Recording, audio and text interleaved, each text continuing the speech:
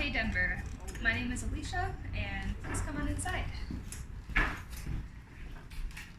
Alrighty. So first things first, I use they, them pronouns. Sharing pronouns is something that we like to encourage at HeyDenver in order to make it an inclusive space for everyone. What I'm going to do today is I'm going to talk to you a little bit about the actual space here, what we do, testing practices, a little bit about STIs, and then just some resources in our community. So first of all, I just want to walk you through what it would look like if you came here to HeyDenver to get tested. During COVID, it's a little bit different. I'm not wearing a mask right now, but that's because I'm the only one here. When you normally come for a testing appointment, we require that you wear a mask. You come over here, grab some hand sanitizer, and then when you would come to get tested, there would be somebody at the front desk, and then they would scan your temperature. Once you've done all of those things, that's when we can get you the paperwork, which looks like this. There are some questions on here that some people are always like, why are you asking that? The reason why is that helps your tester know what tests are best for you, and it also helps the tester know a little bit more about what's happening in your life in case it's a little bit hard for you to say that. Some questions that people sometimes find invasive are, do you engage in oral or anal sex? Are you currently on PrEP? Have you been ever tested for HIV before? Things like that. And again, the reason why we would ask a question like, do you have oral or anal sex, is to determine if you need a different type of STI test. Then once you fill that out, you give that back to the person at the front desk, and then we bring you back in just a minute. Also, normally there's music playing, and we have lots of resources in our lobby. One thing that we also have out is a bowl of pronoun pins. So anyone who comes in is more than welcome to take a pronoun pin, so that way they can share that with other people in their life. Right now during COVID, we have condom and lube bags to go, but we also do have a tower of condoms and lube and dental dams if you want to choose them yourself. We just ask that you use gloves first before you would take from there. And then these bags over here are only dental dams, lube, and internal condoms for people who don't need the penetrative condoms. All right. So if you want to follow me, we're going to go into the bathroom. Just some things why I think it's important to share with y'all. At HeyDenver, we label our restrooms as single stall, not gendered. We want everyone to feel included, and that is something that's important. Also, we ask that whenever you are coming in for a test that you don't pee 1 hour before you come in. That's to make sure that we're giving you the most accurate test sample for gonorrhea and chlamydia. When you actually come into the bathroom, just some things to note. Once you do your business and get all your samples, you put it in this red box right here.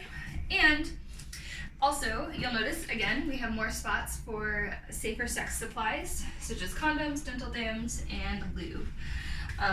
The reason why we put them in the bathroom as well is to ensure that if people, for example, would be shy, say taking supplies in front of their tester, that way they also have a chance to get it, because we want to make sure that getting supplies, if you need it, is as low barrier as possible. We also end up having a mirror for doing butt swabs and instructions on the wall here, but you can also figure that out when you come in to get tested. Alrighty. So in our actual testing room, you would have a seat here, and the tester would be here in the chair. Right now during COVID, again, another precaution that we have up is a barrier, just in case somebody would happen to cough or anything like that. But what I'm going to walk you through right now is the different types of tests that we do here. The type of HIV test that we use is called an INSTI test. The reason why it's called that is because it is 1 minute long in order to develop. So what happens is your tester takes out the supplies. In here is the actual test. I'm not going to take this out right now. There is a little packet, and then there are 3 different materials that this is what your tester would use. What ends up happening is your tester would prick your finger, takes a little bit of blood from your finger, and then they put the blood into the test with all of these extra objects right here.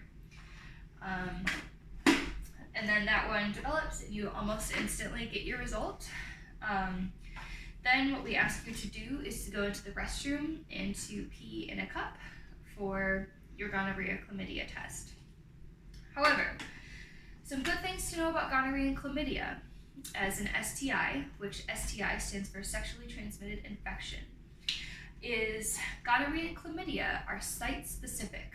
So that means it lives in the area of your body that you get it in, and it doesn't necessarily spread. So it is good that we have people do pee samples. However, the reason why we ask the question about having oral and anal sex is because if you would be having oral sex only and you wouldn't be having insertive sex, then you would have gonorrhea and chlamydia in your throat and you wouldn't even know it. So that's where it comes. The next thing that we are going to talk about is the swab testing.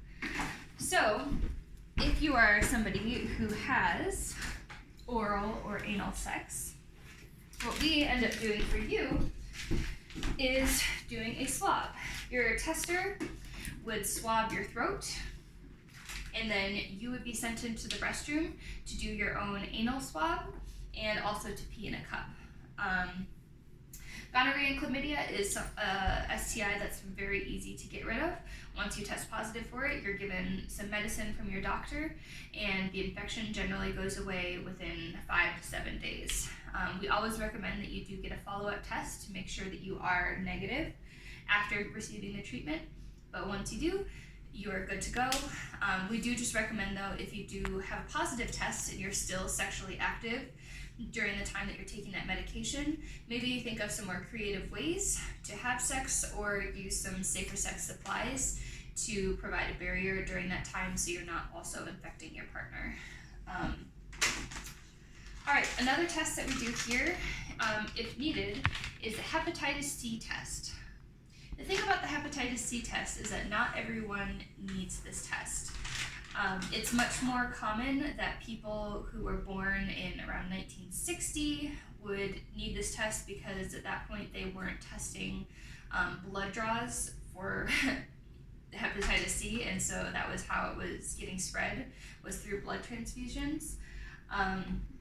So right now, the people who are recommended to get a hepatitis C test are people who inject drugs for any reason, mainly because hepatitis C can live in the syringe of somebody's for up to 2 weeks, which is a really long time.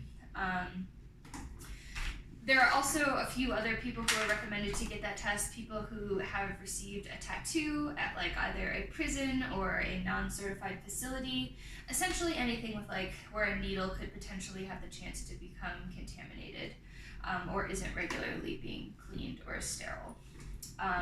So you can always ask your tester if a hepatitis C test is right for you, but we don't recommend it for everyone just because not everyone needs it.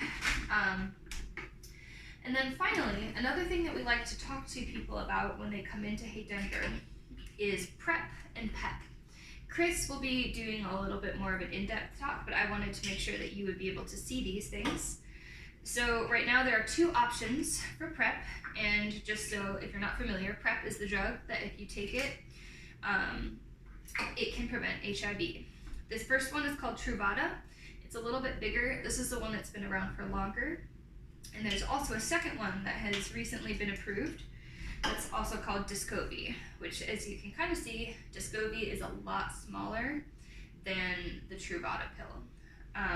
There are 2 different ways that you can take it. I'm sure Chris will talk about that, but one way to take it is once a day, and the other way to take it is just around the time when you're having sex, and it's called PrEP 211. So if you haven't heard that, look it up, but those are things that we like to talk to clients about just to make sure that they've heard of them. And even if it's not a drug that's right for you, we encourage other people to have conversations about that in case that's something that would work for them. Another thing that we do in our appointments at HeyDenver is do sexual health counseling. Again, during COVID, this looks a little bit different solely because we're trying to limit the time of our appointment, so a lot of our sexual health counseling is happening over the phone. However, what we find find is that a lot of people who are coming in to get tested at HeyDenver, this is one of the only times when they're actually having open conversations with people about the sex that they're having, the partners that they're having, and many other things around that. And so some of the questions that you could maybe expect to get asked when you come into HeyDenver would be like, tell me a little bit about the sex that you're having. Or tell me about what things that you like to do in order to care for your body and to care for your sexual health. Questions like that really open it up for other people to really share whatever is comfortable for them, because we're not trying to push people to share if they're